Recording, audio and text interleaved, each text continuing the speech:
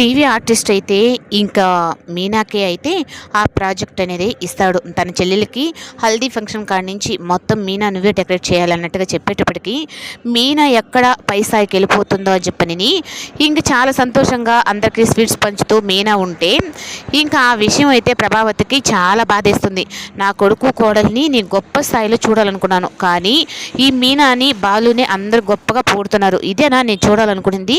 ఈ మనోజ్ గారిని నేను గారభం చేసి ఇలా చేసేసేనా, లేదంటే రోహిణి వాళ్ళు ఇలా అయిపోయాడా, నాకేం అర్థం కావట్లేదు అన్నట్టుగా ఇంకా ఆ ఫంక్షన్ కాడికి మీరు నాతో తోడుగా వస్తారా అత్తయ్య అని చెప్పనని ఇంకా మొదటిసారి ప్రభావతిని పిలుస్తుంది. సరేలే, అక్కడ దీని పనితనం ఎలా ఉంటుందో ఏంటో అని చెప్పని ఇంకా మీనాతో పాటే ప్రభావతి కూడా వెళ్తుంది. ఇంకా అక్కడికి వెళ్ళిన తర్వాత చింతమ్మ మొత్తం డెకరేషన్ అంతా చూసిన తర్వాత మీనాని నేను ఏమో తక్కువ అంచనా వేసాను పూలమ్ముకునేది అని, కానీ తనకి చదువు రాకపోయినా ఇంత క్రియేటివిటీగా ఆలోచిస్తుంది అంటే నేనే తప్పుగా ఆలోచిస్తున్నానేమో అన్నట్టుగా మీనా విషయంలో అనుకుంటుంది. ఇంకా అలా అనుకున్న తర్వాత చింతామణి అయితే తన మనుషులతో వచ్చి ఇంకా మీనా చేసిన డెకరేషన్ మొత్తం నాశనం చేయాలని చూస్తుంది.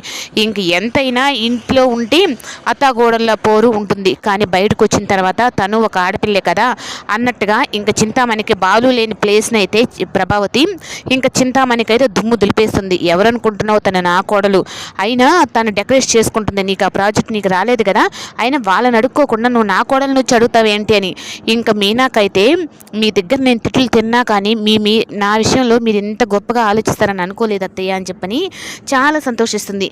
ఇంకా ప్రభావతి దెబ్బకి ఇంకా చింతామణి అయితే ఇంకా అక్కడి నుంచి పారిపోతుంది.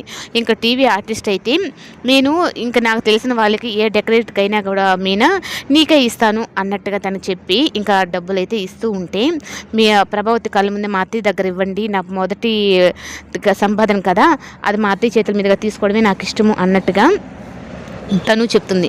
అలా చెప్పినప్పుడు ఇంక ప్రభావతి కూడా చూసావా, తనకు వచ్చిన కొంచెం అమౌంట్ను కూడా నా చేతుల మీదుగానే తీసుకోవాలని అనుకుంది. అదే 35 లక్షలు 45 లక్షలు వాళ్ళు ఇస్తే ఆ మనోజ్ గారు రోహిణి అయితే మాత్రం కనీసం నాకు బుస రానియకుండా మొత్తం డబ్బులు కొట్టేసి నాశనం చేసేశారు అన్నట్టుగా ఇద్దరి మీద ఇంక కోపగించుకుంటుంది. ఇంక ఎంతైనా తను ఒక లేనంత అమ్మాయి కాబట్టి తనకు అన్ని విలువలు తెలుసు. నేను గొప్పింటి కోడలు చేసుకున్నానని ఆ రోహిణి విషయంలో మోసపోయానని. ఇంక ఇంటికి వచ్చిన తర్వాత ఇంక ప్రభావతి ఇంకా ఆలోచిస్తూ ఉంటుంది. ఈ రోహిణిని ఎలా మార్చాలి, నా కొడుకుని ఎలా మార్చుకోవాలి, వాడిని ఉన్నత స్థాయిలో పెట్టాలి, అది ఎలా సాధ్యమవుతుంది? బాలుగాడిని నేను చూడకపోయినా వాడు మంచిగా పెరిగాడు, మంచి బుద్ధులతోనే ఉన్నాడు, కానీ వీడు ఎలా బతుకుతాడు, అందరి దగ్గర మోసపోతున్నాడు.